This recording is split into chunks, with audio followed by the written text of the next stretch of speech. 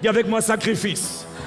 Nouvelle alliance. Dans le sacrifice, il y a l'obéissance. Vraiment, j'insiste. Vous les jeunes là, vous n'aimez pas la parole. Vous ne connaissez pas la parole. Vous ne prenez pas le temps de laisser la parole être plantée en vous. Vous n'avez pas de temps de retraite où vous étudiez la parole. Vous n'avez pas de temps de rencontre avec la parole. Vous aimez beaucoup les réunions entre les frères et les sœurs, c'est bien. Mais la parole, parfois, ça s'étudie seul. Oui, seul. Seul, toute la nuit. Samedi soir, vendredi soir, seul avec la parole. On ferme le téléphone, on ferme le WhatsApp, on ferme la télé, on est avec la parole. Pourquoi je t'en parle? Celui qui se consacre à la parole, celui qui prend le temps pour la parole est agréable à Dieu.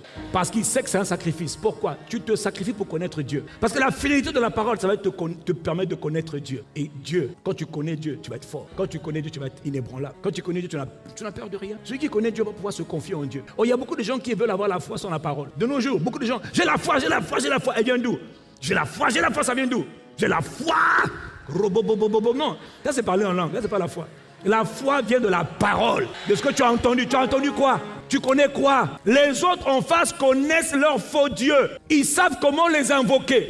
Par exemple, est-ce que toi tu sais comment mettre l'esprit en mouvement? Oui. Est-ce que tu connais comment faire que l'esprit se mouvoie? Tout le monde parle. Quand tu dis au nom de Jésus, est-ce que l'esprit va agir? Comment tu sais? Il faut que tu le rencontres. Il faut qu'il te montre comment il fonctionne. Il faut qu'il t'explique comment lui il travaille. Nous on est là, on fait du boucan. Alléluia, alléluia, alléluia. Est-ce que quand tu vas parler, est-ce que l'esprit va se mouvoir? Quand tu vas dire dans le nom de Jésus, Saint-Esprit, est-ce que tu sais qu'il va faire? Comment tu sais? On rencontre Dieu dans sa parole. Et quand tu prends le temps dans sa parole, il prend plaisir à te voir étudier sa parole.